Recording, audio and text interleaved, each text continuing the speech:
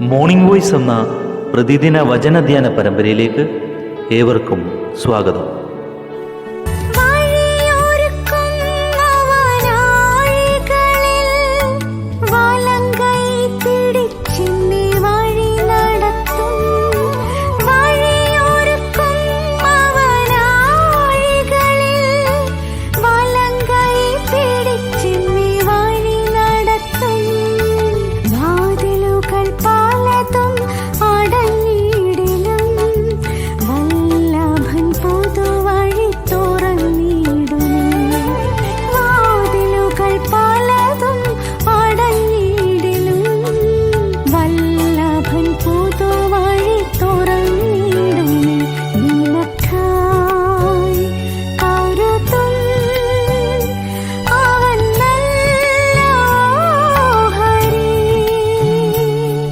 ഇന്ന് നമ്മോട് ധ്യാനചിന്ത പങ്കുവയ്ക്കുന്നത് സുശേഷകൻ കുഞ്ഞുമോൻ തോട്ടപ്പള്ളി.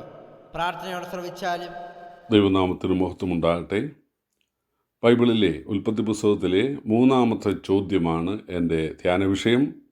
ഉൽപ്പത്തി പുസ്തകം 16-ാം അധ്യായത്തിൻ്റെ 7-8 വാക്യങ്ങൾ ഞാൻ വായിക്കുന്നത് ശ്രദ്ധിക്കുക. പിന്നെ യഹോവയുടെ ദൂതൻ മരുഭൂമിയിൽ ഒരു നീരുറവിൻ്റെ അരികെ, സൂര്യന് പോകുന്ന വഴിയിലെ നീരുറവിൻ്റെ അരികെ തന്നെ അവളെ കണ്ടു. സാറായുടെ ദാസിയായ ഹാഗാറെ, നീ എവിടെ നിന്ന് വരുന്നു, എങ്ങോട്ട് പോകുന്നു എന്ന് ചോദിച്ചു. അതിനവൾ, ഞാൻ യജമാനത്തിയായ സാറായിയെ വിട്ട് ഓടിപ്പോവുകയാകുന്നു എന്ന് പറഞ്ഞു. യഹോവയുടെ ദൂതൻ അവളോട്, നിന്റെ യജമാനത്തിയുടെ അടുക്കൽ മടങ്ങിച്ചെന്ന് അവൾക്ക് കീഴടങ്ങിയിരിക്കുക എന്ന് കൽപ്പിച്ചു. പണ്ടുകാലത്ത് ഭാര്യ പ്രസവിക്കാതെ വന്നാൽ മറ്റൊരു സ്ത്രീയെ വെപ്പാട്ടിയായി സ്വീകരിക്കുന്ന ഒരു രീതിയുണ്ട്. അന്നൊക്കെ ഭാര്യയോടുകൂടി ഒരു ദാസിയെയും കൊടുത്തു വിടാറുണ്ട്. ചിലപ്പോൾ ആ ദാസിയായിരിക്കാം. യാക്കോബിൻ്റെ 2 ഭാര്യമാർക്ക് 2 ദാസിമാരുണ്ടായിരുന്നു. ആ ഭാര്യമാർ വ്യത്യസ്ത സമയങ്ങളിൽ ദാസിമാരെ ഭാര്യമാരായി നൽകി എന്ന് നമ്മൾ വായിക്കുന്നുണ്ട്. അപ്പോൾ അബ്രഹാമിൻ്റെ ഭാര്യ വർഷങ്ങളോളം പ്രസവിക്കാതിരുന്നപ്പോൾ സാറ പറഞ്ഞു, എൻ്റെ മിസ്രൈമ്യ ദാസിയായ ഹാഗാറിനെ ഭാര്യയായി സ്വീകരിക്കുക, അവൾ എനിക്ക് വേണ്ടി പ്രസവിക്കട്ടെ. അബ്രഹാം ഭാര്യയുടെ വാക്ക് അനുസരിച്ചു. അവൾ ഗർഭിണിയായി കഴിഞ്ഞപ്പോൾ അവളുടെ വിധം മാറി. അത് വേദപുസ്തകത്തിലുള്ളതാണ്. ദാസി യജമാനത്തിയുടെ സ്ഥാനം പ്രാപിച്ചാൽ, വിലക്ഷണിക്ക് വിവാഹം വന്നാൽ ഭൂമി പോലും പറയ്ക്കുമെന്നാണ് സദൃശവാക്യത്തിലുള്ളത്.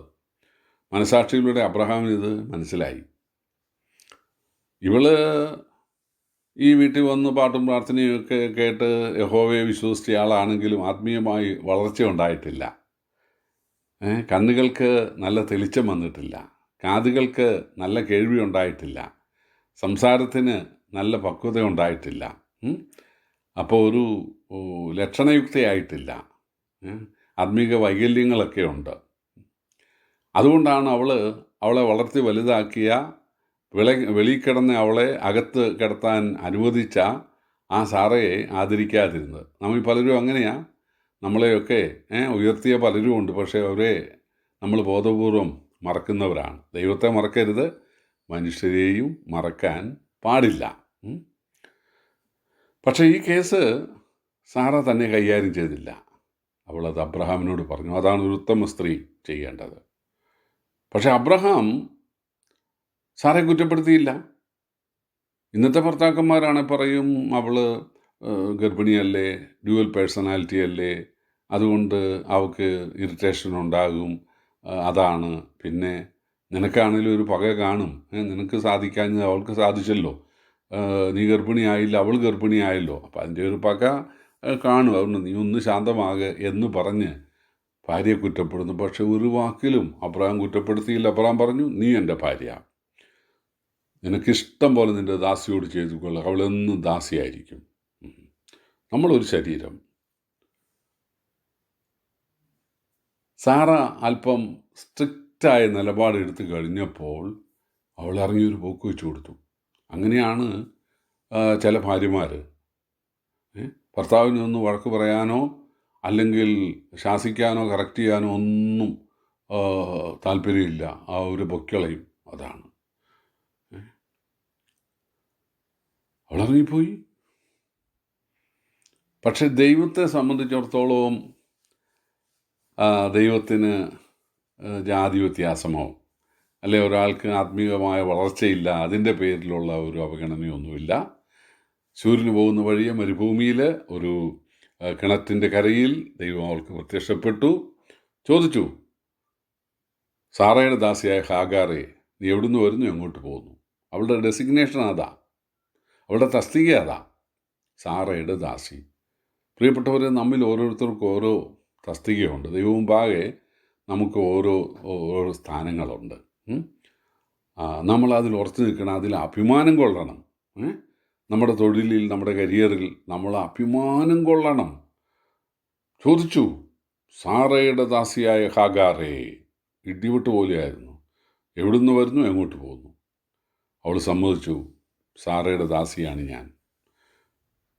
ഞാൻ സാറയെ വിട്ടു പോവുകയാണ്. എങ്ങോട്ടെന്ന് പറഞ്ഞില്ല. ഇന്നും പല ആളുകളും അങ്ങനെയാണ്. എവിടുന്ന് വരുന്നു, എങ്ങോട്ട് പോകുന്നു ചോദിച്ചാൽ വന്ന സ്ഥലം പറയും. ഞാൻ ഇന്ന കുടുംബക്കാരനാണ്, പിന്നെ വലിയ വലിയ ആഢ്യത്വമുള്ള. എങ്ങോട്ടാണ് പോകുന്നത്? മരിച്ചാൽ എങ്ങോട്ട് പോകും? അതറിയത്തില്ല. പ്രിയപ്പെട്ടവർ, വന്ന സ്ഥലം അറിഞ്ഞില്ലെങ്കിലും കുഴപ്പമില്ല, എങ്ങോട്ട് പോകുന്നു എന്നുള്ളത് അറിയണം. സ്വർഗത്തിൽ നിന്ന് ഭൂമിയിൽ വന്ന് നമ്മുടെ നരകശിക്ഷയേറ്റ് മരിച്ചടക്കപ്പെട്ട് ഉയർത്തെഴുന്നേറ്റ് ജീവിക്കുന്ന യേശു ക്രിസ്തുവിനെ രക്ഷകനും കർത്താവും ദൈവവുമായി സ്വീകരിച്ച് അവനെ അനുസരിച്ച് ആരാധിക്കാൻ തയ്യാറുണ്ടോ? ഒറ്റ നിമിഷം കൊണ്ട് നമ്മൾ പോകുന്ന സ്ഥലം കർത്താവ് പറഞ്ഞു തരും. സ്വർഗത്തിൽ നിന്ന് വന്ന കർത്താവ് നമ്മെ സ്വർഗ അവകാശികളാക്കി മാറ്റും. ഈ ദൈവദൂതൻ പറഞ്ഞു, മര്യാദയ്ക്ക് പോയി സാറയ്ക്ക് കീഴ്പ്പെട്ടിരിക്കുക. കാരണം അവൾ ഗർഭിണിയാണ്, അവളുടെ കുഞ്ഞിന് കെയർ വേണം, അവൾക്ക് കെയർ വേണം. ഈ വഴിയിലെങ്ങാനും പ്രസവിച്ചു, അവൾ പറയും ഒരു വിശ്വാസിയുടെ വീട്ടിൽ ആയിരുന്നു, അയാളെന്നെ ഗർഭിണിയാക്കി, ഇപ്പോഴത്തെ കണ്ടില്ലേ, ആ കൊച്ചു ക്രിമിനലായിട്ട് മാറും, ദൈവനാമത്തിന് അപമാനം ഉണ്ടാവും, പാടില്ല. അവൾ തിരിച്ചു വന്നപ്പോൾ സാറയും അബ്രഹാമും സ്വീകരിച്ചു. കാരണം ദൈവം സംസാരിച്ചെങ്കിൽ പിന്നെ അയ്യോ അത് അംഗീകരിച്ചു. നല്ല കെയർ കിട്ടി, നല്ലൊരു കുഞ്ഞിനെ പ്രസവിച്ചു. അവൻ അബ്രഹാമിൻ്റെ മടിയിൽ വളർന്നു. അബ്രഹാം ഒരിക്കൽ പറഞ്ഞു, ഇസ്മയേൽ എൻ്റെ മടിയിൽ ജീവിച്ചിരുന്നാൽ മതി. പ്രിയപ്പെട്ടവരെ, നമ്മളെ സംബന്ധിച്ച്, എൻ്റെ ശ്രോതാക്കളെല്ലാവരെ സംബന്ധിച്ച് എവിടെ നിന്ന് വരുന്നുവെന്നും എവിടേക്ക് പോകുന്നുവെന്നും നമ്മൾ ഉറപ്പാക്കണം. 2, നമ്മളെക്കുറിച്ചൊരു ദൈവേഷ്ടത്തിൽ ഒതുങ്ങി നിൽക്കാൻ നമ്മൾ തയ്യാറാകണം.